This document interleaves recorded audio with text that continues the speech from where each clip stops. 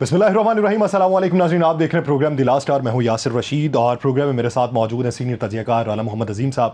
नाज़रीन, आज ISPR की जो प्रेस ब्रीफिंग है जिसमें वज़ीर ख़ारजा ख़ुद बैठे, तर्जुमान दफ्तर ख़ारजा बैठे और ख़ित्ते की मौजूदा सूरत हाल के ऊपर गुफ्तगू की गई, सवालों के जवाब दिए गए। वो ख़दशात जिनका मुस्तकबिल करीब में इंदिया दिया जा रहा है उसके ऊपर बिलखुसूस बातचीत हुई है और उसके ऊपर रोशनी ये डाली गई है कि अगर ये ख़तरात मज़ीद बढ़ते हैं तो पाकिस्तान के इक़दाम क्या होंगे।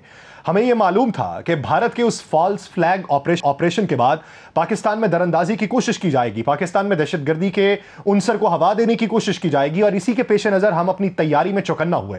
एक तरफ लाइन ऑफ कंट्रोल के ऊपर भारतीय अफवाज ने अपनी फौज की भारी नफरी को तैनात किया और फिर वहां से फायरिंग करने का सिलसिला शुरू किया। हमने इब्तदाई तौर के ऊपर 2 उनके कॉप्टर जो ड्रोन थे वो मार गिराए, लेकिन उसके बाद जो फायरिंग का सिलसिला है उसमें उस तरफ की आबादी को पहले ही इनखला का हुक्म दे दिया गया और जब इधर फायरिंग की गई है तो इधर का मंजरनामा यह था कि वहां के शहरी वहां पे खड़े होकर उस फायरिंग का मुजाहिरा कर रहे थे। यह होती है दीदा दलेरी। अगर आप किसी को नुकसान पहुंचाना चाहते हैं, किसी को दरअंदाजी करके शरपसंदी के उनसर का घेराव करना चाहते हैं, तो आपके जहन में यह होना चाहिए कि आपकी तैयारी किस हद तक मुस्तनद थी या आपने जो प्रोपेगेंडा किया है वो दुनिया के सामने किस हद तक बेनकाब हो चुका। एक तरफ आप रास्ते मसदूद कर चुके हैं नजरियाती जंग की हकीकत को चाक करने का, लेकिन दूसरी तरफ क्या इतनी प्लानिंग है कि बैनुल अक़वामी सतह के ऊपर इसे साबित कर सकें कि पाकिस्तान जो है वो इसके अंदर मुलव्वस था।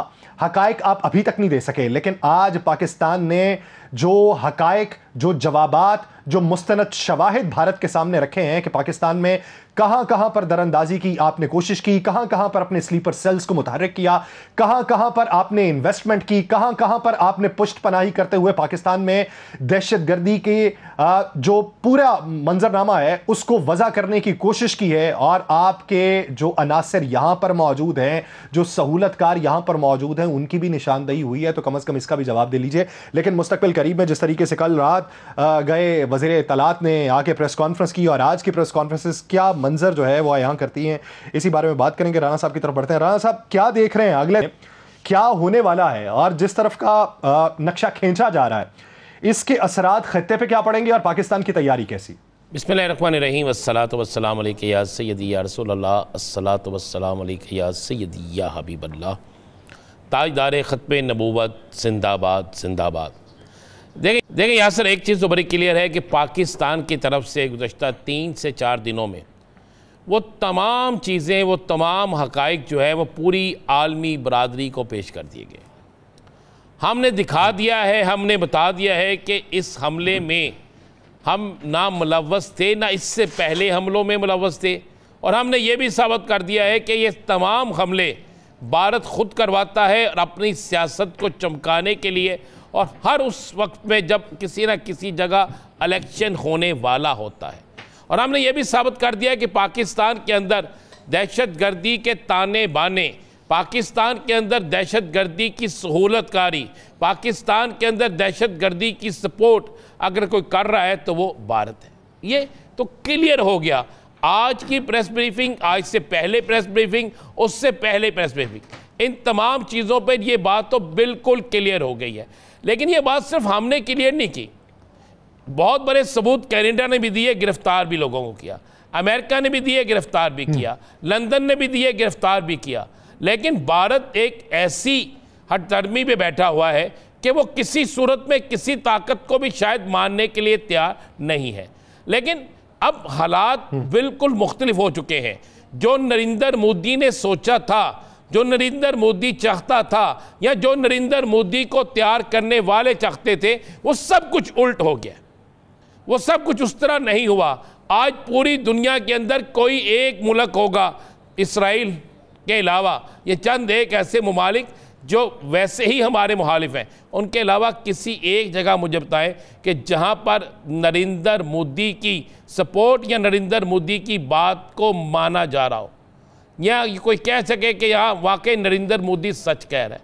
हालात ये हैं कि इंडिया के अंदर सवालात उठ रहे हैं, भारतीय पार्टी, भारत के अंदर सियासी जमातों के अंदर सवालात उठ रहे हैं, भारतीय फौज के अंदर सवालात उठ रहे हैं। यहाँ तक ये आलम हो चुका है। जहाँ तक आप बात करते हैं कि राणा साहब, खबर यह है कि इंडिया के शहर जो कर्नाटक है वहां पे एक शख्स ने पाकिस्तान जिंदाबाद का नारा लगाया था, तो वहाँ पे जो हिंदू इंतहा पसंद हैं उन्होंने इस हद तक उसे मारा कि मौके पर भी वो दम तोड़ गया। ये एक वाक़या नहीं है, 17 लोग आज के दिन तक 2 दिनों में अपनी जान की बाजी हार चुके हैं। हर वो शख्स जो वहाँ पे पाकिस्तान जिंदाबाद का नारा लगाता है, जो वहाँ पर ये कहता है कि जनाब ये भारतीय झूठ है सारा और ये एक ड्रामा है, उसको मार दिया जाता है। आरएसएस के गुंडों को बाकायदा ये कहा गया है और पुलिस को वहाँ की ये कहा गया है कि आरएसएस के गुंडे किसी घर को जला दें, किसी को मार दें, जो मर्जी कर दें, आपने इनके खिलाफ कोई कानूनी कार्रवाई नहीं करनी। कार्रवाई तो पहले भी नहीं होती थी, लेकिन अगर किसी एक जगह कार्रवाई डालने के लिए होती थी तो अब कहा गया है कि ये भी नहीं करनी। या सर देखिए, दूसरी बात है, जो ये बात हो रही है ना जंग की, जंग तो शुरू हो गई हुई है। जंग तो उसी वक्त शुरू हो गई जब आपने सिंतास मुआहदे की बात की। जंग क्या 2 रातों से पाकिस्तान की कंट्रोल लाइन पर हमले नहीं हो रहे? क्या पाकिस्तान ने इनकी चौकियां, पाकिस्तान ने इनकी चेक पोस्टें नहीं उड़ाई? क्या अब भी वहां पर लाशें उठाने वाला कोई है? भारतीय हिंदुओं के, भारतीय फौजियों के तो यह आलम है कि वहां पे लाशें पड़ी हैं लेकिन उठाने वाला कोई नहीं है। जख्मी जख्मों से करा रहे हैं, तड़प रहे हैं, वहां पे कोई वहां पर उनको ले जाने वाला नहीं है, इस खौफ से कि जनाब सामने पाकिस्तानी फौज खड़ी है, इस खौफ से कि आप दोबारा उस तरफ जाएंगे तो मार दिए जाएंगे। अब तो ये आलम ये हो चुका है कि भारतीय फौज के अंदर बिल्कुल फ्रंट पर लड़ने वाले जो फौजी हैं उनकी फैमिलियां उन्हें बुला रही हैं कि आप वापस आ जाएं, नौकरियां छोड़ दें, और जो फौजी हैं वो भी कोशिश कर रहे हैं कि किसी तरीके से हमारी जान छूट जाए।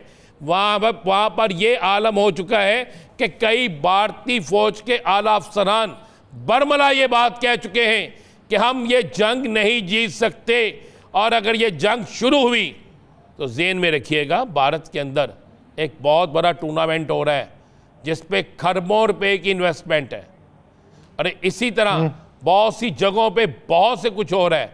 और सबसे बढ़कर जो चीज़ है ना, सबसे बढ़कर नरेंद्र मोदी की नींदें उड़ा दी हैं। मान ले इस बात को, कोई माने ना माने, इमरान खान के ट्वीट ने, इमरान खान ने ट्वीट करके ये बता दिया है कि वो पाकिस्तान के साथ खड़ा है, पूरी कौम पाकिस्तान के साथ खड़ी है, बाकी गिले उस ट्वीट में किए गए हैं, वो हक भी बनता था। और साथ में जो उन्होंने बिल्कुल वाज़ेह कहा है कि सबसे पहले पाकिस्तान है। और भारत जो सोच रहा था कि तकसीम होगी, भारत जो सोच रहा था वहाँ पे अवाम किसी और तरफ होगी, ये सब कुछ ख़त्म हो गया। अब भारत की हार है, हर रोज़ हार है, हर घंटे में हार है, हर पल में हार है, और आपको ये नज़र आएगा। जी, वो वही नैरेटिव जिसमें इमरान खान की ट्वीट के अंदर ये बात की गई कि 2019 का जो पुलवामा का वाकया था वो फॉल्स फ्लैग ऑपरेशन जिस बुनियाद के ऊपर रखा गया और फिर उसके ऊपर जो दरअंदाजी की कोशिश की गई और कैसे जवाब दिया गया, उसी का तसलसल जो है वो ये पहलगाम का वाकया है, और उसी तर्ज के ऊपर ये करना चाहता है, तो हम भी उसके मुंह जोड़ जवाब देने के लिए तैयार हैं। एक ब्रेक लेते हैं, ब्रेक के बाद वापस आएंगे। मरकजी सेक्रेटरी इत्तलात पाकिस्तान तहरीक इंसाफ वो हमें ज्वाइन करेंगे। नाज़रीन, कहीं नहीं जाएगा, स्टे विद अस।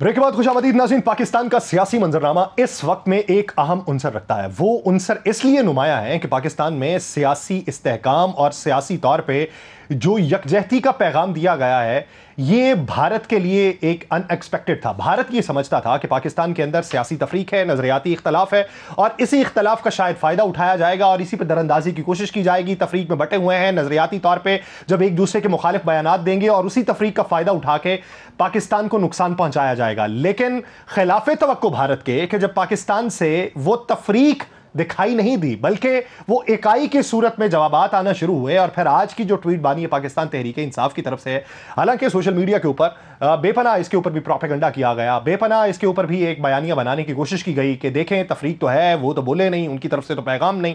अब वो जो पैगाम है, उस पैगाम के बाद के मंजरनामे पे बात करते हैं। जो पहले उठाए गए सवालात हैं वो रद्द कर दिए जाते हैं। तो अब इसका पैगाम आगे तसलसल कितना पकड़ेगा और नई हिदायत पार्टी रहनुमाओं को क्या मौसूल हुई है, इसी बारे में बात करेंगे। हमें ज्वाइन किया है मरकजी सेक्रेटरी इत्तलात पाकिस्तान तहरीक इंसाफ शेख वकास अकरम साहब ने। शेख साहब, बहुत शुक्रिया आपके वक्त का। शेख वकास साहब, आज के बानी के पैगाम के बाद आप क्या समझते हैं कि भारत के लिए किस हद तक परेशानी है, और पाकिस्तान में इस वक्त वो जो सोशल मीडिया के ऊपर एक रिफ्ट का बयानिया है कि देखें जी ये तो हो नहीं सकता, आप स्नब नहीं कर सकते, वहां से कोई पैगाम नहीं आ सकता, यकजहती नहीं हो सकती ऐसे माहौल के अंदर, वो किस हद तक बयानिया रद्द हुआ? देखिए जी, पहली बात तो ये है कि जो इमरान खान साहब का पैगाम आया और जो उनके ऑफिशियल अकाउंट से ट्वीट हो गया, तो उसके बाद फिर पाकिस्तान तहरीक इंसाफ से ताल्लुक़ रखने वाले किसी आदमी के लिए ये मुनासिब नहीं है कि वो खान साहब के उस बयान के मुतज़ाद किसी स्टांस को प्रमोट करने की कोशिश करे या उसके ऊपर बात करे। इमरान खान साहब का पैगाम बड़ा वाज़ेह है, ये कौम का यकजा होना इस वक्त ज़रूरी है, और ऐसा हर अमल जिससे इस कौम में तकसीम पैदा हो उस अमल को रोक देना चाहिए। साथ साथ ये बात भी उन्होंने बता दी कि गो के अदालतों का काम करना बहुत ज़रूरी है, जैसे उन्होंने विंस्टन चर्चिल का जिक्र किया है। जंग के दौरान भी उन्होंने सिर्फ अदालतों का चलना इंश्योर किया, जिससे पता चलता है कि चीज़ें ठीक चल रही हैं। यहाँ की जो सूरत हाल है उस पर बात हुई, जो हमारे लोगों के साथ मजालिम हो रहे हैं, मगर साथ ही ये कहा इसके बावजूद मोदी की इस हरकत ने इस सारी कौम को हम आवाज कर दिया है, यकजा कर दिया है। मैं ये समझता हूँ कि ऐसी पार्टी जो मुसलसल हुकूमत की फस्तायत और जबर का शिकार है, एक ऐसी पार्टी जिसको अदालतों से इंसाफ नहीं मिलता है, एक ऐसी पार्टी जिसके लोगों खसूसन औरतों को सुबह शाम मारा पीटा और विक्टिमाइज किया जाता है, उसके कैद में बैठे, नाहक कैद में बैठे कायद की तरफ से इससे बड़ा यकजहती का पैगाम नहीं दिया जा सकता है। आप ये देखें कि चंद मिनट के अंदर खान साहब की ये ट्वीट जो है वो चंद मिनट के अंदर 2.4 मिलियन से अबव उसको देखा गया विद इन फ्यू मिनट्स। तो ये सोच लें कि अगर ऐसा लीडर अगर बाहर आए तो वो कौम को यकजा और इकट्ठा करने के लिए आवाज़ दे, तो ये कौम कितनी तेज़ी से कितनी बड़ी तादाद में जो है वो यकजा हो जाएगी। सो खान साहब का पैगाम सब के लिए है। वो कहते हैं this is the time for this nation to be united, so we should all be united. इसके अदर दैन दिस हम न किसी और बयानिए को मानते हैं, न किसी और बयानिए की पजीराई करते हैं। जो हमारे कायद ने जेल में से कह दिया, हमारे लिए वो मुकद्दम है। शेख साहब, बड़ा एक अहम तरीन खान साहब का पैगाम तो आ गया। इस पैगाम के बाद बहुत से लोगों की उम्मीदों पर पानी भी फिर गया और बहुत सी ज़बानें खामोश भी हो गई। उम्मीदों पर पानी फिरा भारत के अंदर, जो समझते थे कि तकसीम है, और पानी फिर गया उन लोगों की उम्मीदों पर भी, और बहुत सी ज़बानें बंद भी होगी जो समझते थे कि खान साहब बयान नहीं देंगे। अब एक केस, बड़ा अहम तरीन केस आपका लग गया है 6 तारीख के लिए, महसूस नशिस्तों का नज़रसानी केस।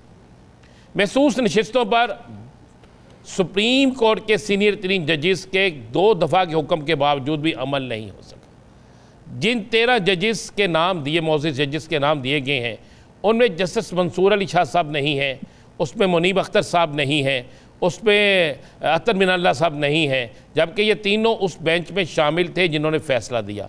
क्या इस केस को सुनने के लिए या इस केस की हेयरिंग में आप लोग जाएंगे या इस पर एतराज़ उठाएंगे, इस पर अभी मुशावरत का कोई अमल होगा? देखिए सर, इस पर मुशावरत जो है वो जारी है। आज रात भी क्वाइट पॉसिबली एक मीटिंग होने जा रही है इस हवाले से पॉलिटिकल कमेटी की, पॉसिबली, और उसमें इसी तरह की 2 राय है कि जो डिज़ाइंस हमें मालूम हो रहे हैं, क्या उसको देखते और समझते हुए भी हमारा वहाँ जाना बनता है। कुछ लोगों की ये सोच है, वो समझते हैं कि नहीं, हमारा जाना नहीं बनता है, और कुछ लोग ये कहते हैं कि नहीं, हमें अपना केस पूरा जो है वो वहाँ पे फाइट आउट करना चाहिए और सामने रखना चाहिए। तो इस पर अभी कुछ देर के बाद मुमकिन है कि एक पॉलिटिकल कमेटी की मीटिंग हो जिसमें इस पर डिलिबरेशन होगी और उस पर कोई बेहतर फैसला जो है किया जा सकेगा। पर बहरहाल आपने खुद ही अपने सवाल में कह दिया कि आगे 2 दफा कहने के बावजूद इस पर अमल दरामद नहीं हुआ। ये तशवीश तो हमें पाई जाती है। अच्छा शेख साहब, एक सवाल मुझे पुराने तसलसल के अंदर करना है कि जिस तरह खान साहब ने अपना बयानी और नैरेटिव और अपना जो हुक्म है वो वाज़े कर दिया, अगर उसके बाद भी कोई मुखालिफ बयानी अपनाता है तो क्या पार्टी की तरफ से फिर उसे शो कॉज नोटिस जारी किया जाएगा?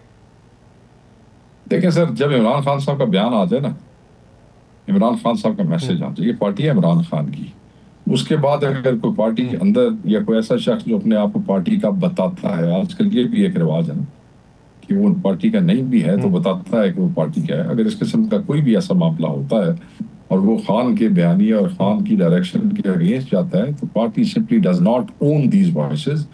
पार्टी न उसकी पजीराई करेगी, ना उसको अप्रिशिएट करेगी, बल्कि क्लैरिटी के साथ डिसोन करेगी। और अगर वो हमारी पार्टी का मेंबर है तो बिल्कुल सेक्रेटरी जनरल चेयरमैन और free to take action against those people जो कि इमरान खान के दिए गए बयानिया के खिलाफ कोई बयानिया बनाने की कोशिश करेगा। शेख साहब, माहौल बन गया है, भारत हमले कर रहा है, भारत के जो कुछ हो सकता है वो अपनी तरफ से कर रहा है। खुदा न खास्ता ये जंग वाकई उस तरीके से छिड़ जाती है जिस तरीके से भारत चाहता है, तो आप क्या देख रहे हैं?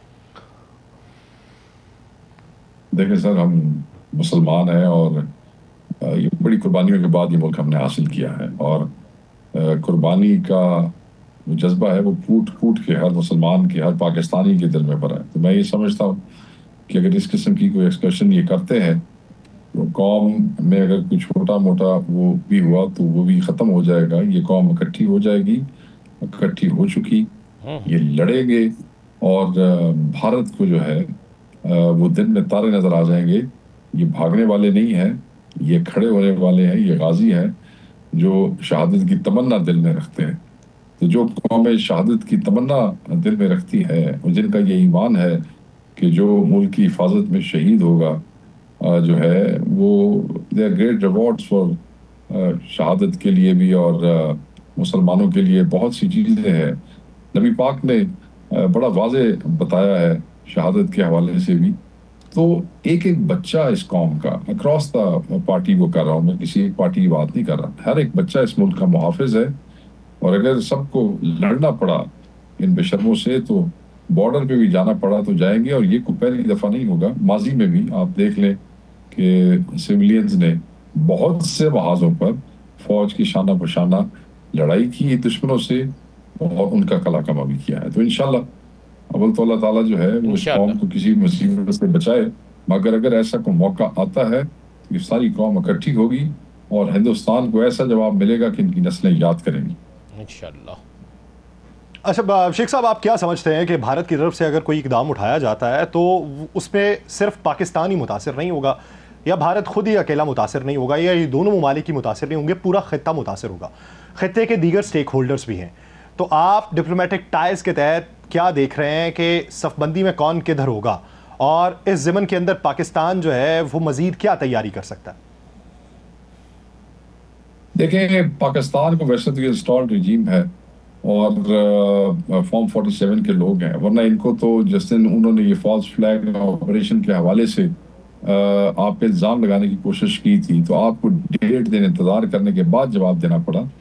अगर ये समझदार सियाने होते तो ये ऑलरेडी अपने एनवॉइस पूरी दुनिया में भेज देते और दुनिया को दिखाते कि असल में पहलगाम में हुआ क्या है और हकायक क्या है, और उस हवाले से अपना वर्जन दुनिया के सामने रखते। वो सैडली नालायक हुकूमत है, वो नहीं हो सका। इंडियंस ने अपने एनवॉइस जो है वो भेजे हैं, पूरी दुनिया में वो बात करके आए हैं। मैं ये समझता हूँ कि डिप्लोमेटिकली तो चीज़ों को ईज करने की कोशिश की जा सकती है, मगर उसमें अवेयरनेस पहले उनको देनी पड़ेगी कि असल हकायक क्या है। उनका मीडिया इंटरनेशनली बहुत ज़्यादा वाइब्रेंट है, हमारा उस तरीके से नहीं है। उन्होंने they were quick to actually blame Pakistan. Pakistan was actually a little lazy to respond. So ये गलतियाँ हुई हैं, मगर at the end of the day जंगें शुरू भी होती हैं तो डिप्लोमेटिकली उनका कोई ना कोई मामला तय होता है। तो मैं ये समझता हूँ कि हिंदुस्तान अगर ऐसी गलती करेगा तो फिर पूरे खत्ते का अमन जो है, ऑब्वियसली पाकिस्तान एक न्यूक्लियर स्टेट है, साथ अफगानिस्तान है, साथ ईरान है। अगर आप इस किस्म की किसी वॉर में जाते हैं तो ये डिजास्टर्स होगा इस पूरे खत्ते के लिए, और अगर ये खत्ता डिस्टर्ब होता है तो दुनिया में तबाही आ सकती है। शेख साहब, खान साहब का ट्वीट आ गया, सारा कुछ हो गया, आपने कहा कि अब इसके बाद गुंजाइश कोई नहीं है, तो अगर आप ऑल पार्टी कॉन्फ्रेंस होती है तो खान साहब का ट्वीट तो आ गया है, तो उसमें आपका यही ट्वीट पैगाम होगा या आप लोग जाएंगे?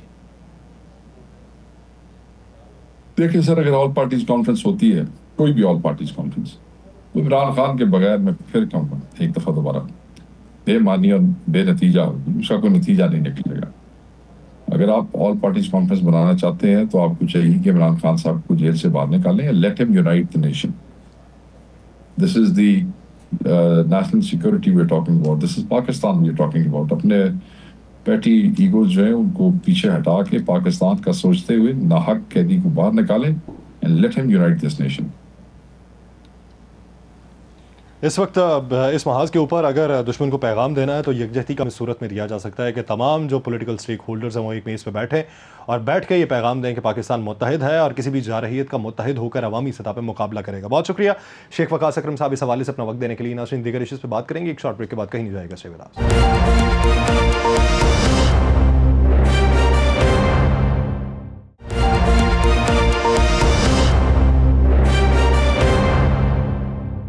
ब्रेक के बाद खुशामदीद। नाज़रीन, भारत की अभी जो अंदरूनी सूरत हाल है वो भी खालिफशार का शिकार है। भारत एक तरफ पाकिस्तान पे जारहियत का पैगाम दे रहा है, एक तरफ अगर समुद्री महाज के ऊपर देखें तो अपने INS विक्रांत को उतार चुका है पूरे फ्लीट के साथ। दूसरी तरफ LOC का मंजरनामा देखें तो वहाँ पे फायरिंग का वाकया जो है वो रूनमा हुआ है। तीसरी तरफ देखें तो उनके अपने ही 2 यूनिट्स की लड़ाई हुई है जिसके दौरान 5 जो सिख फौजी हैं उनको बिला वजह वहाँ पे मार दिया गया। इसके बावजूद भी हट धर्मी बरकरार है कि हमारे ऊपर हमला हुआ, उसके बावजूद भी झूठा प्रोपेगेंडा किया जा रहा है। बात यह नहीं है कि वहां पे कोई वाकया हुआ, बात यह है कि बगैर किसी सबूत के, बगैर किसी शवाहिद के आप उंगली उठाएं और पाकिस्तान की तरफ इशारा कर दें। हमने आपको दावत दी कि आइए बताइए, जो शवाहिद हैं हमारे साथ शेयर कीजिए, हम उसकी तहकीकात करते हैं और आज़ादाना तौर पे करते हैं। अगर कोई तीसरा सालिस, तीसरा फरीक उसमें मुलव्वस करना चाहते हैं तो हम अपने आप को हाजिर करते हैं। लेकिन आपने हट धर्मी बरकरार रखते हुए जो इस वक्त तफरीक पैदा करने की कोशिश की है, वहां पर मजहबी बुनियादों के ऊपर जो तफरीक पैदा करने की कोशिश की है, ये मुश्किलात का शिकार बनाएगी। तो अभी अंदरूनी सतह पे भारत को किन महाजों का सामना है और भारत में मजहबी तफरीक की जनूनियत जो है वो किस हद तक परवान चढ़ रही है, इसी बारे में बात करेंगे। हमें ज्वाइन किया रहनुमा तहरीक खालिस्तान गुरपतवंत सिंह पन्नू साहब ने। पन्नू साहब, सत श्री अकाल सर, आपको खुश आमदीद कहते हैं। पन्नू साहब, आपका एक बयान आंख से गुजरा, उसकी तस्दीक चाहिए या उसकी तरदीद चाहिए। क्या आपने ऐसा कहा कि अगर भारत पाकिस्तान के साथ लड़ता है तो जो भारतीय सिख फौजी हैं वो पाकिस्तान के साथ नहीं लड़ेंगे, और अगर आपने ऐसा कहा तो किस माकूल वजह से? राणा साहब, थानू भी ते पाकिस्तान दे मेरे भैन भरा जिथे भी बैठे हैं उन्होंने वाहिगुरू जी का खालसा वाहिगुरू जी की फतेह जी। बिल्कुल ये मैं गल कही है और मैं थोड़े चैनल तो दोबारा रिपीट करदा, दोहरा रहा कि पंजाब जो कि इस वक्त भारत के कब्जे विच है, उथों दा बच्चा उथों दा बशिंदा ते जेड़े सिख फौजी है, असी उन्होंने यह सुनेहा लाया कि पाकिस्तान थोड़ा दुश्मन नहीं है, पाकिस्तान की फौज थोड़ी दुश्मन नहीं है। पाक एक वो जगह है जिथे साडे गुरु नानक साहब का जन्म स्थान है, और भारतीय फौज वो है जिहड़ी थोड़ी दुश्मन है। पाकिस्तान थोड़ा दुश्मन नहीं है, भारतीय फौज जिसनूं तुसी रिप्रजेंट कर रहे हो वही थोड़ा दुश्मन है। वही भारत का सिस्टम, वही नरेंद्र मोदी का सिस्टम जिसने जून 84 दे विच दरबार साहब ते हमला किया, जिसने नवंबर 1984 दे विच सिखां दी नस्लकुशी की, जिन्हें 84 तो 95 तक एक सिखां दी नस्लकुशी ते कतलो गारत की, दे मेड पंजाब दा किलिंग फील्ड्स, वो थोड़ा दुश्मन है। जे थोड़ा हथियार उठेगा तो तुसी भारतीय फौजां दे हथियार चकना है, पाकिस्तान दी फौज वाल तुहाडा हथियार नहीं चुकने चाहिए तुहाडे। ये बिल्कुल मैं फैसला उन्होंने सुनाया है और उसने इस गल दे उत्ते उन्होंने सहमति भी सानू भेजी है। और फौज का यह तरीकाकार है राणा साहब कि फौज हमेशा बुलंदी के उत्ते लड़ती है। जदों फौज दे विच दो फाड़ हो जान, चाहे उन्होंने हथियार चुके होण, तां वो फौज लड़ तां सकदी है, जित नहीं सकती। अच्छा पन्नू साहब, पता ये चला है कि जी भारत के अंदर भारत के जो सिख फौजी थे उन्हें अहम पोस्टों से हटा दिया गया है और उन्हें अहम महाजों से भी साइड पे कर दिया गया है। यही वजह है कि आपके पैगाम के बाद यह किया गया है, या वैसे भी वो सिख फौजी जो हैं उनसे नफ़रत कर रहे हैं, या उन्हें डर है कि खालिस्तान की तहरीक जो है वो ये सिख फौजी उसे कामयाब ना कर दें? देखो, सिख फौजियां दे कोल सुनेहे जा रहे हैं। ਭਾਰਤੀ ਹਕੂਮਤ ਨੇ ਉਹਨਾਂ ਦੇ ਜਿਹੜੇ ਸੋਸ਼ਲ ਮੀਡੀਆ ਅਕਾਊਂਟਸ ਹੈ ਤੇ ਜਿਹੜੇ ਉਹਨਾਂ ਦੇ ਫੋਨ ਹੈ ਉਹ ਉਹਨਾਂ ਨੇ ਸਕਰੀਨਿੰਗ ਤੇ ਲਗਾਏ ਹੈ। ਇਹ ਬਿਲਕੁਲ ਗੱਲ ਸੱਚ ਹੈ। ਦੂਸਰੀ ਗੱਲ, ਉਹਨਾਂ ਨੂੰ ਇਹ ਪਤਾ ਹੈ ਕਿ ਇਸ ਵਕਤ 1971 ਨਹੀਂ ਹੈ। ਭਾਰਤੀ ਹਕੂਮਤ ਨੇ ਲਗਾਤਾਰ, ਭਾਰਤੀ ਹਕੂਮਤਾਂ ਨੇ, ਚਾਹੇ ਉਹ ਕਾਂਗਰਸ ਦੀ ਸਰਕਾਰ ਸੀ, ਚਾਹੇ ਬੀਜੇਪੀ ਹਿੰਦੂਤਵਾਦੀ ਸਰਕਾਰ ਹੁੰਦੀ ਹੈ, ਉਹਨਾਂ ਨੇ ਹਮੇਸ਼ਾ ਸਿੱਖ ਤੇ ਸਿੱਖ ਪੰਜਾਬ ਦੀ ਜਿਹੜੀ ਆ ਉਹਨਾਂ ਨੇ ਨਸਲਕੁਸ਼ੀ ਕੀਤੀ ਹੈ। ਅੱਜ ਦਾ ਜਿਹੜਾ ਸਿੱਖ ਹੈ ਉਹ 1971 ਦਾ ਸਿੱਖ ਨਹੀਂ ਹੈ। ਅੱਜ ਦਾ ਜਿਹੜਾ ਫੌਜ 'ਚ ਵੀ ਚਾਹੇ ਭਰਤੀ ਹੋਇਆ, ਉਸਨੇ ਆਪਣੇ ਅੱਖਾਂ ਦੇ ਨਾਲ ਦੇਖਿਆ ਜੂਨ 84 ਦਰਬਾਰ ਸਾਹਿਬ ਤੇ ਹਮਲਾ। ਉਸਨੇ ਆਪਣੀ ਅੱਖਾਂ ਦੇ ਨਾਲ ਦੇਖਿਆ ਕਿ ਇਹੀ ਭਾਰਤੀ ਹਕੂਮਤ ਉਹਨਾਂ ਦੀ ਪੰਜਾਬ ਦੀ ਜਿਹੜੀ ਆਰਥਿਕ ਨਸਲਕੁਸ਼ੀ ਕਿਵੇਂ ਕਰ ਰਹੀ ਹੈ। ਸੋ ਉਹਨਾਂ ਦੇ ਜਿਹੜੇ ਹੌਸਲੇ ਹੈ ਉਹ ਬੁਲੰਦ ਨਹੀਂ ਗਏ। ਉਹ ਭਾਰਤ ਨੂੰ ਆਪਣਾ ਦੇਸ਼ ਨਹੀਂ ਮੰਨਦੇ, ਕਿਉਂਕਿ ਸਿੱਖ ਜਿਹੜਾ ਹੈ ਨਾ ਉਹ ਹਿੰਦੁਸਤਾਨੀ ਹੈ ਨਾ ਉਹ ਭਾਰਤੀ ਹੈ। ਸਿੱਖ ਜਿਹੜਾ ਹੈ ਉਹ ਪਹਿਲਾਂ ਸਿੱਖ ਹੈ, ਪੰਜਾਬੀ ਹੈ, ਉਸ ਤੋਂ ਬਾਅਦ ਉਹ ਭਾਰਤ ਦੇ ਲਈ ਉਸਨੇ ਹਥਿਆਰ ਚੁੱਕਿਆ ਹੈ। ਔਰ ਉਹ ਜਿਹੜੀ ਸਰਕਾਰ ਹੈ ਔਰ ਜਿਹੜੀ ਫੌਜ ਹੈ ਉਹਨਾਂ ਦੇ ਵਿੱਚ ਦਰਾੜ ਆ ਚੁੱਕੀ ਹੈ। ਔਰ ਜਦੋਂ ਫੌਜੀ ਦਾ ਹੌਸਲਾ बुलंद ना होवे वो जित नहीं सकता। दूसरा एक दूसरी चीज़ ये बताएं कि देखें, पाकिस्तान में आपकी सबसे मुक़द्दस तरीन इबादत गाहें पाकिस्तान में है, और यहाँ पर सब के वीज़े कैंसिल किए गए, लेकिन सिख यात्रियों के वीज़े कैंसिल नहीं किए गए। यहाँ पर पाकिस्तान में सबसे ज़्यादा इज़्ज़त जो है वो सिख यात्रियों को दी जाती है, आपके मुक़द्दस मकामात को दी जाती है। सुनने में आया कि इंडियन फोर्स जो है वो कहती है कि पहला निशाना ही हम इन जो मुक़द्दस जगह हैं इनको बनाएंगे। ये देखो, कोशिश उन्होंने 1971 ਚ ਵੀ ਕੀਤੀ ਸੀ ਤੇ ਉਹ ਜਿਹੜਾ ਗੋਲਾ ਉਹਨਾਂ ਨੇ ਜਨਮ ਸਥਾਨ ਤੇ ਸੁੱਟਿਆ ਸੀ ਉਹ ਅੱਜ ਵੀ ਉੱਥੇ ਲੱਗਾ ਹੋਇਆ ਹੈ। ਪਰ ਜਿੱਦਾਂ ਮੈਂ ਦੱਸਿਆ ਕਿ ਹੁਣ 2025 ਹੈ, ਭਾਰਤੀ ਫੌਜਾਂ ਨੂੰ ਅਸੀਂ ਪੰਜਾਬ ਦੇ ਵਿੱਚੋਂ ਨਿਕਲ ਕੇ ਪਾਕਿਸਤਾਨ ਦੇ ਉੱਤੇ ਹਮਲਾ ਨਹੀਂ ਕਰਨ ਦੇਵਾਂਗੇ। ਕਿ ਪਾਕਿਸਤਾਨ ਦੀ ਸਰਕਾਰ ਜਿਹਦੇ ਕੋਲ UN ਸਿਕਿਉਰਿਟੀ ਕਾਉਂਸਲ ਦੇ ਵਿੱਚ ਇਸ ਵਕਤ ਸੀਟ ਹੈ, ਉਹ ਖਾਲਿਸਤਾਨ ਰੈਫਰੈਂਡਮ ਦਾ ਰੈਜ਼ੋਲੂਸ਼ਨ ਜਿਹੜਾ ਹੈ ਉਹ UN ਸਿਕਿਉਰਿਟੀ ਕਾਉਂਸਲ 'ਚ ਪਾਣ, क्योंकि पीसफुल एंड डेमोक्रेटिक रेजोल्यूशंस पाने वास्ते थानू कोई नहीं रोक सकता। Pakistan army and Pakistan government has to take an active stand. उन्होंने खुल के सामने आना पैना है, क्योंकि 1971 ਦੇ ਵਿੱਚ इसे भारत ने पाकिस्तान का एक अंग तोड़ के बांग्लादेश बनाया सी। अज पाकिस्तान की सरकार सिख दे नाल खड़े और पंजाब नू भारत के कब्जे चों आज़ाद करवाए तो यह हमेशा लड़ाई तुहाडी जिहड़ी मुक जाएगी। इस वक्त सिख देखेगा या फिर उस वक्त इंडिया देखेगा, पाकिस्तान हमेशा दे लिए खुशहाल होगा।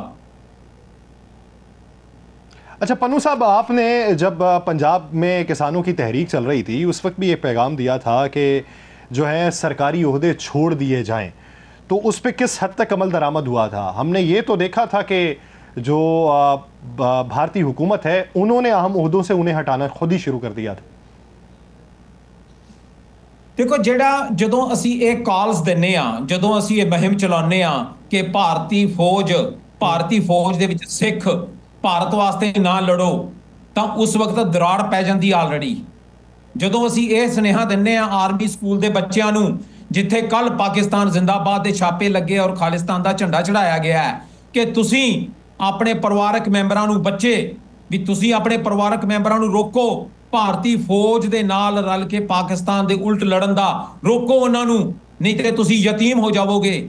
ਤੇ ਇਹ ਇਸ ਵਕਤ ਤੁਹਾਡੀ ਮੁਹਿੰਮ ਜਿਹੜੀ ਹੈ ਉਹਨਾਂ ਦੇ ਦਿਲਾਂ ਦੇ ਵਿੱਚ ਜਾਂਦੀ ਹੈ ਔਰ ਤੁਹਾਡੇ ਦਿਮਾਗ ਦੇ ਵਿੱਚ ਇਹ ਆ ਜਾਂਦਾ ਹੈ ਕਿ ਮੈਂ ਲੜਾਂ ਕਿ ਨਾ ਲੜਾਂ।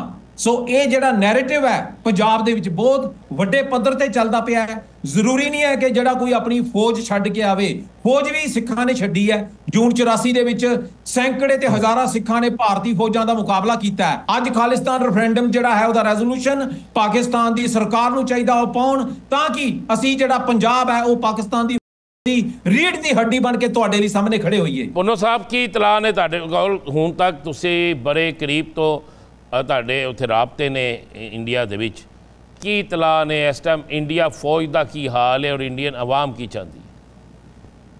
ਦੇਖੋ, ਜਿਹੜੀ ਇੰਡੀਅਨ ਆਵਾਮ ਹੈ ਉਹ ਤਾਂ ਹੈਗੀ ਹੈ ਨਰਿੰਦਰ ਮੋਦੀ ਦੇ ਨਾਲ, ਕਿਉਂਕਿ ਨਰਿੰਦਰ ਮੋਦੀ ਨੇ 400 ਪਾਰ ਦਾ ਨਾਰਾ ਲਾਇਆ ਸੀ ਸੀਟਾਂ ਦਾ, ਪਰ ਉਹ ਜਿੱਤ ਨਹੀਂ ਸਕਿਆ।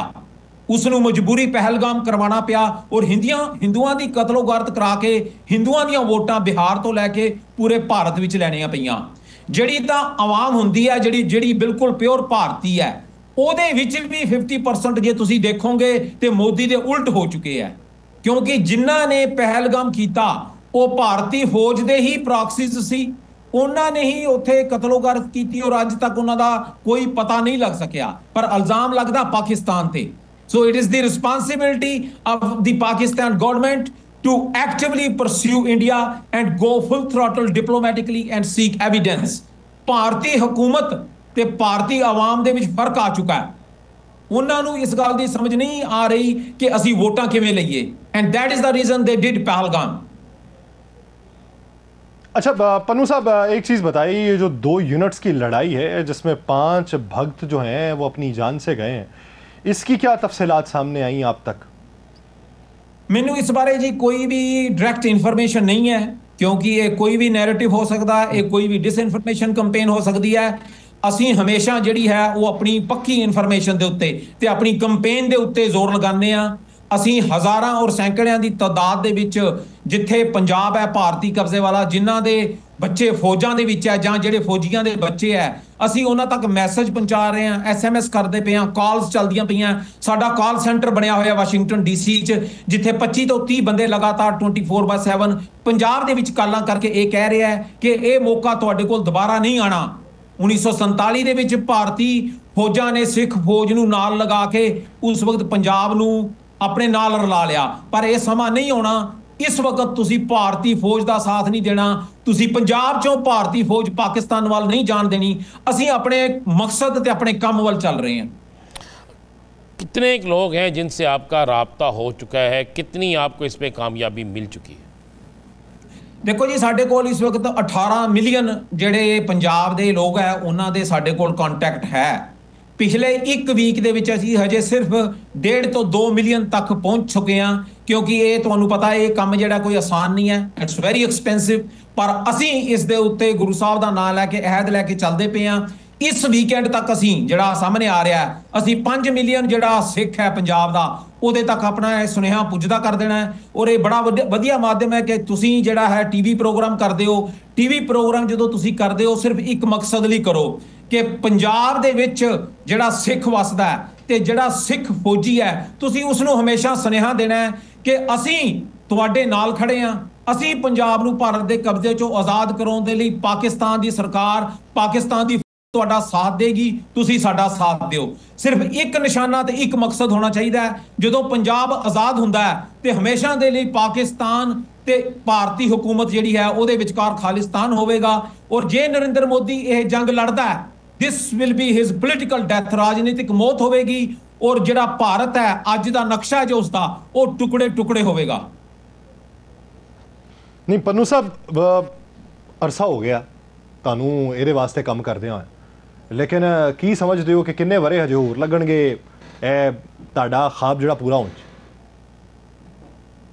ਦੇਖੋ, ਅਸੀਂ ਤਾਂ ਆਪਣੀ ਜ਼ਿੰਦਗੀ ਲਗਾ ਦਿੱਤੀ ਹੈ ਤੇ ਪੰਜਾਬ ਦੇ ਬਸ਼ਿੰਦਿਆਂ ਨੇ ਹਥਿਆਰਬੰਦ ਸੰਘਰਸ਼ ਲੜਿਆ ਤੇ 1.5-2 ਲੱਖ ਸਿੰਘ ਸਿੰਘਣੀਆਂ ਸ਼ਹਾਦਤਾਂ ਹੋਈਆਂ, 10 ਮਿਲੀਅਨ ਸਿੱਖ ਇਸ ਦਾ ਇਫੈਕਟ ਹੋਇਆ। ਪਰ ਜੇ ਇੱਕ ਪਾਸੇ ਆਪਾਂ ਪਾਕਿਸਤਾਨ ਹੈ, ਦੂਜੇ ਪਾਸੇ ਚਾਈਨਾ ਹੈ, ਇਧਰੋਂ ਹਿੰਦ ਹਕੂਮਤ ਜਿਹੜੀ ਆ ਉਹ ਫੌਜਾਂ ਹੈ ਤੇ ਫੌਜ ਦਾ ਮੁਕਾਬਲਾ ਜਿਹੜਾ ਉਹ ਖਾਲੀ ਹੱਥੀਂ ਨਹੀਂ ਲੜਿਆ ਜਾ ਸਕਦਾ। ਫੌਜ ਦਾ ਮੁਕਾਬਲਾ ਅਸੀਂ ਅੱਜ ਕਲਮ ਦੇ ਹਥਿਆਰ ਦੇ ਨਾਲ ਦੁਨੀਆ ਵਿੱਚ ਲੜਦੇ ਪਏ ਹਾਂ। ਪਰ ਆਫਟਰ ਆਲ ਜੇ ਅੱਜ ਅਫਗਾਨਿਸਤਾਨ ਦੇ ਵਿੱਚ ਤਾਲਿਬਾਨ ਦੀ ਸਰਕਾਰ ਦੁਬਾਰਾ ਆਈ ਹੈ ਤੇ ਉਹ ਛੱਲੀਆਂ ਵੇਚ ਕੇ ਜਾਂ ਛੱਲੀਆਂ ਦੇ ਨਾਲ ਨਹੀਂ ਆਈ। ਉਹਨਾਂ ਦੇ ਕੋਲ ਪਿੱਛੇ ਚਾਹੇ ਰਸ਼ੀਆ ਸੀ, ਚਾਹੇ ਉਹਨਾਂ ਦੇ ਪਿੱਛੇ ਰੀੜ ਦੀ ਹੱਡੀ ਇੱਕ। ਜੇ ਪੰਜਾਬ ਨੂੰ ਤੁਸੀਂ ਭਾਰਤ ਦੇ ਕਬਜ਼ੇ 'ਚੋਂ ਆਜ਼ਾਦ ਕਰਵਾਉਣਾ, ਜੇ ਸਿੱਖ ਨੂੰ ਤੁਸੀਂ ਹਮੇਸ਼ਾ ਦੇ ਲਈ ਆਪਣੇ ਨਾਲ ਲਾਉਣਾ ਹੈ ਤੇ ਤੁਹਾਨੂੰ ਹਥਿਆਰਬੰਦ ਕਰਨਾ ਪੈਣਾ ਪੰਜਾਬ ਨੂੰ ਤਾਂ ਕਿ ਉਹ ਤੁਹਾਡੇ ਲਈ ਲੜ ਸਕਣ। ਅੱਛਾ, ਇਸ ਮੌਕੇ ਦੇ ਉੱਤੇ ਪਾਕਿਸਤਾਨ ਤੁਸੀਂ ਦੇਖਦੇ ਪਏ ਹੋ ਕਿ ਪਾਕਿਸਤਾਨ ਵੱਲੋਂ ਸਾਰੇ ਸਬੂਤ ਪੇਸ਼ ਕਰਤੇ ਗਏ ਕਿ ਸਭ ਫਰਾਡ ਸੀ, ਹੈ ਸਭ ਝੂਠ ਸੀ ਔਰ ਝੂਠ ਦੀ ਬੁਨਿਆਦ ਦੇ ਉੱਤੇ ਇਹਨਾਂ ਨੇ ਸਾਰਾ ਕਸ਼ਮੀਰ 'ਚ ਡਰਾਮਾ ਰਚਾਇਆ। ਲੇਕਿਨ ਇੰਡੀਅਨ ਮੀਡੀਆ ਜਿਹੜਾ ਹੈਗਾ ਉਹ ਤਾਂ ਇੰਝ ਲੱਗਦਾ ਹੈ ਕਿ ਜਿਵੇਂ ਸਭ ਝੂਠ ਦੀ ਬੁਨਿਆਦ 'ਤੇ ਚੱਲ ਰਿਹਾ। ਉਹ ਵੀ ਕੰਟਰੋਲ 'ਚ ਪੂਰੇ? ਦੇਖੋ, 99% ਜਿਹੜਾ ਮੀਡੀਆ ਹੁੰਦਾ ਨਾ ਭਾਰਤੀ ਹਕੂਮਤ ਦਾ, ਉਹਨਾਂ ਦਾ ਰੋਟੀ ਪਾਣੀ ਦਾਣਾ ਪਾਣੀ ਚੱਲਦਾ ਹੀ ਸਰਕਾਰ ਕੋਲੋਂ ਹੈ। ਜੇ ਤੁਸੀਂ ਸਰਕਾਰ ਦੀ ਗੱਲ ਨਹੀਂ ਕਰੋਗੇ ਤਾਂ ਤੁਸੀਂ ਆਪਣਾ ਚੈਨਲ ਹੀ ਰਨ ਨਹੀਂ ਕਰ ਸਕਦੇ। ਔਰ ਤੁਹਾਨੂੰ ਜਿਹੜਾ ਹੈ ਉਹ ਜਿਹੜਾ ਭਾਰਤੀ ਮੀਡੀਆ ਹੈ ਉਹਨੂੰ ਕੰਟਰੋਲ ਕੀਤਾ ਜਾਂਦਾ ਹੈ, ਜਿਹੜੀ ਉਹਨਾਂ ਦੀ ਇਨਫੋਰਮੇਸ਼ਨ ਤੇ ਜਿਹੜੀ ਮਿਨਿਸਟਰੀ ਹੈ ਬ੍ਰਾਡਕਾਸਟਿੰਗ, ਜਿੰਨੀ ਦੇਰ ਤੱਕ ਉੱਥੋਂ ਉਹਨਾਂ ਨੂੰ ਇੱਕ ਪੈਗਾਮ ਨਹੀਂ ਆਉਂਦਾ ਵੀ ਤੁਸੀਂ ਕਿਸ ਵਿਸ਼ੇ ਤੇ ਗੱਲ ਕਰਨੀ ਹੈ, ਉਹ ਉੱਥੇ ਹੀ ਚੱਲਦੇ ਆ। ਇਹ ਉਹਨਾਂ ਦੀ ਮਜਬੂਰੀ ਸਮਝ ਲਓ। ਕੋਈ ਵੀ ਮੀਡੀਆ ਦੁਨੀਆ ਦੇ ਵਿੱਚ ਜਿਹੜਾ ਹੈ ਉਹ ਇੰਡੀਪੈਂਡੈਂਟ ਹੋ ਸਕਦਾ ਹੈ, ਪਰ ਭਾਰਤੀ ਮੀਡੀਆ ਜਿਹੜਾ ਨੈਰੇਟਿਵ ਹੈ ਉਹ ਹਿੰਦੂਤਵਾ ਦਾ ਨੈਰੇਟਿਵ ਚਲਾਉਂਦਾ ਹੈ, ਉਹ ਹਿੰਦੁਸਤਾਨ ਦਾ ਨੈਰੇਟਿਵ ਚਲਾਉਂਦਾ ਹੈ। ਪਰ ਇਹ ਠੀਕ ਹੁੰਦਾ ਹੈ ਨੈਰੇਟਿਵ, ਤੁਸੀਂ ਉਹਨਾਂ ਨੂੰ ਝੂਠ ਦਾ ਚਲਾਉਣ ਦਿਓ, ਪ੍ਰੋਬਲਮ ਤੁਸੀਂ ਉਹਨਾਂ ਨੂੰ ਨਹੀਂ ਰੋਕ ਸਕਦੇ। what you can do is make sure that your Pakistan media, your government makes you strong, that you go global। तो पन्नू साहब इस मामले पे क्या करें कि आवाज़ें भी दबा दी जाएं, बैन लगा दिया जाए, हर तरफ से सिर्फ एक ही गूंज सुनाई दे जो वो खुद सुनाना चाहते हैं या सुनना चाहते हैं, तो फिर बैन अवी सतह के ऊपर आपका भी कोई फ़र्ज़ बनता है कि आप भी वो आवाज़ें उजागर करें और पैगाम पहुंचाएं उन लोगों तक जिन तक हमारी आवाज़ों की रसाई बंद कर दी गई। देखो ਅਸੀਂ ਤਾਂ ਪੂਰੇ ਦੁਨੀਆ ਭਰ ਦੇ ਵਿੱਚ ਪਾਕਿਸਤਾਨ ਦਾ ਜਿਹੜਾ ਆਵਾਮ ਹੈ ਤੇ ਪਾਕਿਸਤਾਨ ਦੇ ਨਾਲ ਖੜੇ ਆ, ਇਹ ਅਸੀਂ ਸੁਨੇਹਾ ਪਹੁੰਚਾ ਚੁੱਕੇ ਆ। ਕੱਲ ਮੈਲਬੌਰਨ ਇੰਡੀਅਨ ਐਮਬੈਸੀ ਦੇ ਸਾਹਮਣੇ ਖਾਲਿਸਤਾਨ ਪਾਕਿਸਤਾਨ ਅਲਾਈਅੰਸ ਕਿਲ ਮੋਦੀ ਪੋਲਿਟਿਕਸ ਰੈਲੀ ਹੋਣ ਜਾ ਰਹੀ ਹੈ ਮੈਲਬੌਰਨ ਆਸਟ੍ਰੇਲੀਆ 'ਚ। ਕੱਲ ਹੀ 1 ਮਈ ਨੂੰ ਸਾਡੇ ਭਾਈ ਪਰਮਜੀਤ ਸਿੰਘ ਪੰਮਾ UK ਦੇ ਜਿਹੜੇ ਖਾਲਿਸਤਾਨ ਰੈਫਰੈਂਡਮ ਦੇ ਕੋਆਰਡੀਨੇਟਰ ਹੈ, ਕੱਲ ਇੰਡੀਅਨ ਹਾਈ ਕਮਿਸ਼ਨਰ ਲੰਡਨ ਦੇ ਵਿੱਚ 1 ਵਜੇ ਪਾਕਿਸਤਾਨ ਖਾਲਿਸਤਾਨ ਅਲਾਈਅੰਸ ਕਿਲ ਮੋਦੀ ਪੋਲਿਟਿਕਸ ਇਹ ਨਾਰਾ ਸਾਡੀ ਦੁਨੀਆ ਦੇ ਵਿੱਚ ਚੱਲਦਾ ਪਿਆ, ਉੱਥੇ ਰੈਲੀ ਹੋ ਰਹੀ ਹੈ। ਅਸੀਂ ਹਰ ਜਗ੍ਹਾ ਦੇ ਉੱਤੇ ਜਿੱਥੇ ਸਾਡਾ ਹੱਥ ਪੈਂਦਾ, ਚਾਹੇ ਉਹ ਮੀਡੀਆ ਹੈ ਚਾਹੇ ਡਿਪਲੋਮੈਟਿਕ ਹੈ, ਅਸੀਂ ਹਰ ਜਗ੍ਹਾ ਦੇ ਉੱਤੇ ਇਹ ਪੈਗਾਮ ਇਹ ਸੁਨੇਹਾ ਪਹੁੰਚਾਉਂਦੇ ਪਏ ਹਾਂ। ਔਰ ਅਸੀਂ ਉਸ ਦੇ ਵਾਸਤੇ ਪੂਰਾ ਜਿਹੜਾ 20 ਮਿਲੀਅਨ ਸਿੱਖ ਹੈ ਉਹ ਤੁਹਾਡੇ ਨਾਲ ਖੜੇ ਆ। ਤੁਹਾਡੀਆਂ ਜਿਹੜੀਆਂ ਟੀਵੀ ਪਰਸਨੈਲਿਟੀਜ਼ ਹੈ, ਮੀਡੀਆਜ਼ ਹੈ, ਜਰਨਲਿਸਟ ਹੈ, ਇਹ ਉਹਨਾਂ ਦੀ ਜ਼ਿੰਮੇਵਾਰੀ ਹੈ ਉੱਥੋਂ ਬੈਠ ਕੇ ਕਿ ਪੂਰਾ ਪੈਗਾਮ ਜਿਹੜਾ ਉਹ ਦੁਨੀਆ ਤੱਕ ਪਹੁੰਚਾਉਣ। राणा साहब आखिरी सवाल कर सकते हैं? पुन्नू साहब उम्मीद है, सानू उम्मीद है और सानू यकीन है कि ताड़ी भी तहरीक कामयाब होएगी और सानू यकीन है, पक्का यकीन है कि ਅਸੀਂ ਭਾਰਤ ਨੂੰ ਇਹੋ ਜਿਹਾ ਮਜ਼ਾ ਚਖਾਵਾਂਗੇ ਕਿ ਉਹਦੀਆਂ ਕਈ ਨਸਲਾਂ ਯਾਦ ਰੱਖਣਗੀ। ਅੱਲਾ ਬਖਸ਼ ਕਰੇ। ਪਰ ਇਹ ਗੱਲਾਂ ਦੇ ਨਾਲ ਜਿਹੜੇ ਆ ਦੇਸ਼ ਨਹੀਂ ਬਣਦੇ ਹੁੰਦੇ। Action speaks louder than words. We are ready to fight union of India ਕਿ ਸਾਨੂੰ ਮਦਦ ਚਾਹੀਦੀ ਹੈ, ਸਾਨੂੰ ਮਦਦ ਚਾਹੀਦੀ ਹੈ ਪਾਕਿਸਤਾਨ ਗਵਰਨਮੈਂਟ ਦੀ। ਬਖਸ਼ਿਸ਼ ਕਰਨੀ, ਅਰਦਾਸ ਕਰਨੀ ਜ਼ਰੂਰੀ ਹੈ, but we need to translate words into actions, only then we can liberate Punjab from the Indian occupation. Pakistan जिंदाबाद। अल्फाजों को इक़दामात का लिबादा पहनाना ज़रूरी है और उसी लिबादे के लिए आप जो है वो बाकायदा तौर पे मदद भी मांग रहे हैं और मदद करने का भी जो है वो जवाब फराम कर रहे हैं। बहुत शुक्रिया गुरपतवंत सिंह पन्नू साहब इस वक्त देने के लिए। नाज़रीन दीगर इश्यूज़ पे बात करेंगे एक शॉर्ट ब्रेक के बाद, कहीं नहीं जाएगा, stay with us.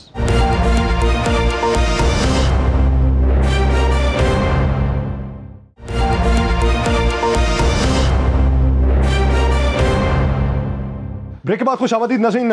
Line of control की इस वक्त जो सूरत हाल है वो काफ़ी गंभीर दिखाई देती है, लेकिन अगर दिफाई पोजीशन के ऊपर देखा जाए हमारी तैयारी पूरी है। हमें ये मालूम था कि जब ये फॉल्स फ्लैग ऑपरेशन हुआ तो भारत बहुत से चैनल्स जो हैं वो आजमाएगा, तो हमने वो चैनल ट्यून करके रखे। पहला चैनल वो रास्ता जहां से 54 खारजी जो थे वो पाकिस्तान में दाखिल होने की जो कोशिश करते हैं और मारे जाते हैं। दूसरा चैनल हमने ट्यून करके रखा। हमें मालूम था कि LOC के ऊपर ये छेड़खानी करेंगे, LOC के ऊपर फायरिंग होगी और LOC के मकाम के ऊपर भारतीय फौज की जो नकलो हरकत है उसके ऊपर हमने गहरी नज़र रखी और वो हमारा खदशा जो है वो हकीकत का रूप धार गया। राणा साहब क्या समझते हैं कि इस वक्त LOC वाला जो मंजरनामा है या वो जो महाज है वो किस हद तक मज़ीद गर्म हो सकता है?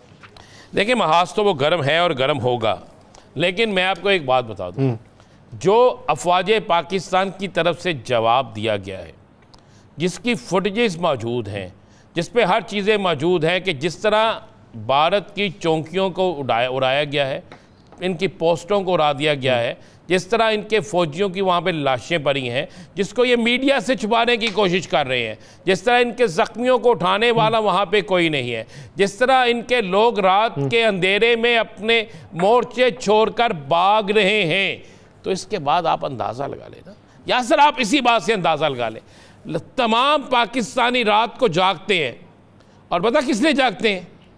इसलिए जागते हैं कि जंग शुरू हो और हर शख्स अपने घर से निकले, अपनी फौज के पीछे खड़ा हो और जाकर हर शख्स ये कहता नज़र आ रहा है कि भाई मैंने चाय अमृतसर में पीनी है, कोई कहता जी मैंने दिल्ली में जाके नमाज़ पढ़नी है, कोई कहता जनाब मैंने बम्बे में जाके डेरे डालने हैं, कोई कहता जनाब मेरा जो होगा पहला बसेरा वो चंडीगढ़ में होगा, कोई कहता अमृतसर में होगा, कोई कहता जलंधर में होगा, कोई कहता राजस्थान में होगा।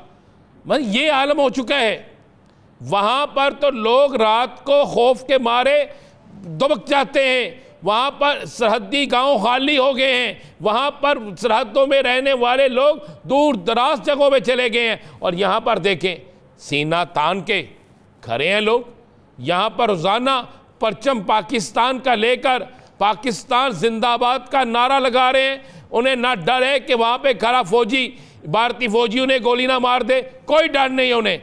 बल्कि मैंने तो बहुत से लोगों से ये सुना कि भाई ये हमारे पास जो लाइसेंसी असला है इसको अब तो काम आना चाहिए ना यार, हम तो असला लेकर जाएंगे, हम लड़ेंगे, हम इनको गिराएंगे, हम साबित करेंगे कि हमारा जज्बे, हमारा ईमान, हमारी हिम्मत जो है वो इनके तोपों को रुख मोड़ देगी, इनके जहाज़ों को नेस्तो नबूद कर देगी और हमारा दबदबा जो है वो इनको बिल्कुल ले डूबेगा।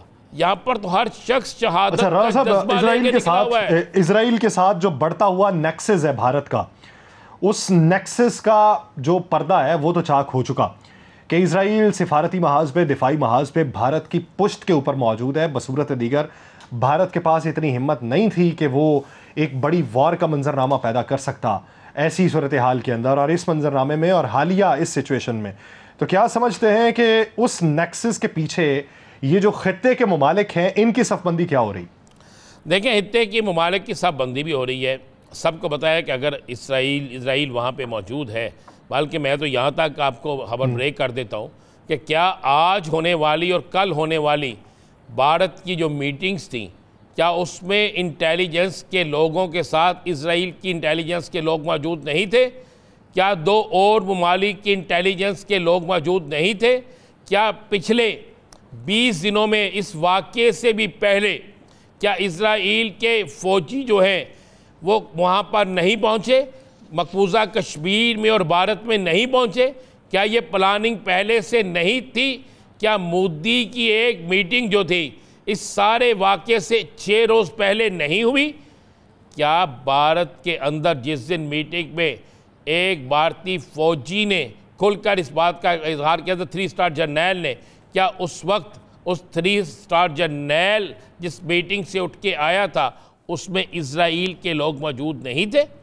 ये तो बड़ा क्लियर है, ये तो बिल्कुल वाज़े है कि 3 ऐसे ममालिक हैं जो इस खित्ते के अंदर भारत को बदमाश बनाना चाहते हैं। लेकिन भारत वो बदमाश होगा जो भारतीय फिल्मों के अंदर होता है, जो चोपड़ा टाइप का नहीं होते, जो वो होगा जिससे इतनी मार पड़ेगी।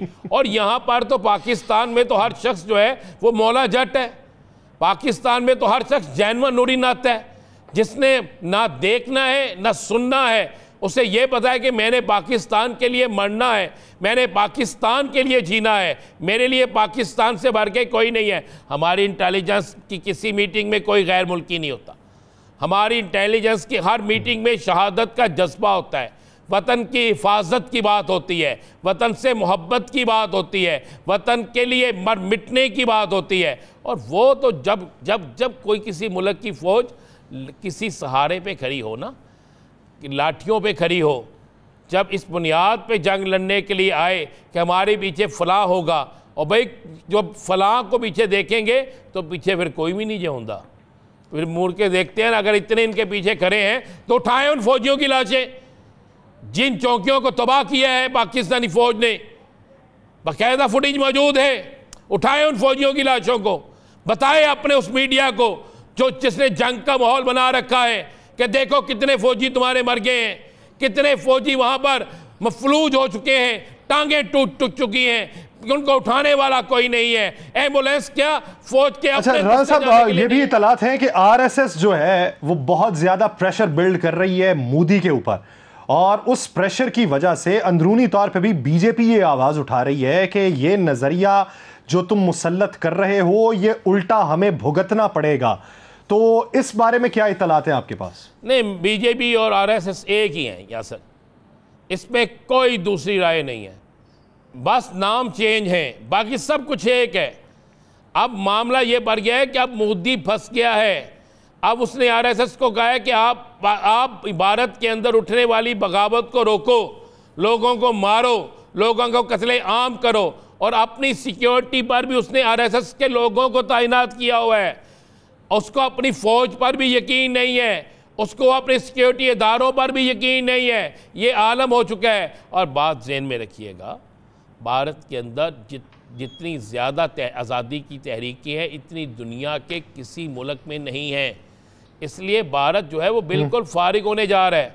अब भारत के टूटने का वक्त हुआ चाहता है। अब भारत टूटने जा रहा है।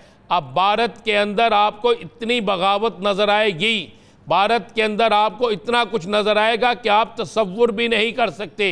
कोई एक सबूत भारत ने दिया है? कोई एक शख्स जिसको ये मुतमिन कर सका है? किसी एक महाज पर क्या भारत को कामयाबी मिली है? कोई एक महाज जिस पर भारत कहे कि आज मैं जीत गया हूं, कोई है? नहीं है ना, ये बिल्कुल वाज़ेह है। और ऊपर से इमरान खान के ट्वीट के बाद तो वैसे ही उनकी मत ख़त्म हो गई है। आप ज़रा देखें ना उस ट्वीट को, रीट्वीट कितने लोगों ने किया है। और क्या भारत की मीटिंग के अंदर, वहाँ के एक हाई ऑफिशियल मीटिंग के अंदर डिस्कस नहीं हुआ कि भाई तुम तो कहते थे पाकिस्तान में बड़ा इंतशार है, वो तो सब एक हो गए हैं, हम ये तो सब गेम उल्टी बढ़ गई है, ये तो सारे मामलात ही चेंज हो गए। तो भाई बात बड़ी क्लियर सी है यासर साहब, जनता पार्टी हो आरएसएस हो, ये दोनों एक ही सिक्के के दो रुख हैं। ये बात आप ज़हन में रख लीजिएगा, ये बड़ी क्लियर सी है। और जो कुव्वतें भारत राणा साहब मजहबी तफरीक के ऊपर इस वक्त दंगे फसादों की भी इत्तलात है जी। वो तो, और मैंने आपसे पहले कहा है कि आरएसएस को किस लिए तैयार किया गया है। पुलिस को बाकायदा हुक्म दिया गया है कि इनको पकड़ना नहीं, बल्कि आपने उस जगह जाना भी नहीं जहां पर ये किसी घर को आग लगा रहे हो, किसी की अस्मत दरी कर रहे हो, किसी का सर काट रहे हो, किसी को मार रहे हो। अगर इनमें से इनके लोग असला लेकर सरेआम निकलते हैं, उनको चेक भी नहीं करना, यहाँ तक कहा गया। और यहाँ तक मेरे पास इतला है कि उन्हें यह भी कहा गया कि जनाब इन्हें आप थानों के अंदर फैसले जो होंगे ना, थानों के अंदर बाकायदा आरएसएस के बंदों को बिठाएं, वो देखेंगे हमने क्या करना है क्या नहीं करना, यहाँ तक कहा गया है। और ये भी कहा गया कि वहाँ के कुछ मुसलमानों को इतना मजबूर करो कि वो पाकिस्तान के खिलाफ बयान दें। अच्छा, अब ये वो हरकत है, वो बयानात तो मुतवातिर से राणा साहब आने शुरू हो गए। सर जी वो मजबूर है ना बेचारे, क्या करें। वो वहाँ पे बैठे हैं, जिनको पता है उनकी बेटियों को उठा के ले जाएंगे, जिनको पता है उनको बिल्कुल मार देंगे, जिनको पता है उनके साथ ये जुल्म की इंतहा कर देंगे, तो ये सब कुछ करेंगे ना। क्या ये सारा कुछ पाकिस्तान नहीं कर सकता था? कर सकता था, लेकिन हम सच्चे थे, हम सच्चे हैं, हमें पता है। देखें, महाज आ जाएं, ये महाज पे आ जाएं, आके लड़के देख लें, जो शौक ये अपना पूरा करना चाहते हैं करके देख लें, इनको पता चल जाएगा कि किस भाव बिकती है। क्या इन्हें ये 2 रातों में पता नहीं चला? क्या आज दिन के उजाले में इन्हें पता नहीं चला? क्या कल रात को जो इन्होंने अपनी फ़ज़ाइया के कुछ त्यारे जो है उन्हें तैयार किया था, अचानक क्यों भाग गए? वो कहाँ भाग गए? वो ज़ेरे ज़मीन क्यों चले गए? इनके बहुत सी, मैं आपको एक बात बताऊँ, अगर आज इन्होंने वो जंग शुरू की जिसे जंग कहते हैं, अभी तो छेड़छाड़ी हो रही है ना, अभी तो सिर्फ पटाखे मतलब मैं कहता हूँ कि बिल्कुल टेलर चल रहा है। अगर जेन्युइन जंग शुरू की, 5 मिनट में पाकिस्तान इनके 8 डैम उड़ा के रख देगा। 5 मिनट में पाकिस्तान, इनकी अहम तरीन जगह जो है वो पाकिस्तान के निशाने पे है, हर चीज़ फिट हो चुकी है। 5 मिनट लगेंगे, इससे ज़्यादा नहीं लगेंगे, और भारत के अंदर सफ़े मातम बिछ जाएगा। भारत के अंदर वो होगा, आप सोच नहीं सकते। ज़रा आप एक काम तो करें, सिर्फ और सिर्फ इन 5 दिनों में भारत से कितने बड़े बिजनेसमैन, भारत से कितनी फैमिलीज तफरीकी बयानियां तो इस वक्त से गई हैं, उन्हें तो चेक करें। है वो तैयारियां अभी तक की जो की गई, जैसे पायलट बुनियादों के ऊपर लॉन्च करने की कोशिश की गई थी, उससे बैकफिट पे ही भारत को जाना पड़ा और मुस्तकबिल में भी जाना पड़ेगा। नाज़रीन, प्रोग्राम का वक्त खत्म हुआ चाहता है, मुझे और दीजिए इजाज़त। आपसे मुलाकात होगी कल के रोज़। अपना बहुत सा ख्याल रखिएगा। अल्लाह ने के बाद।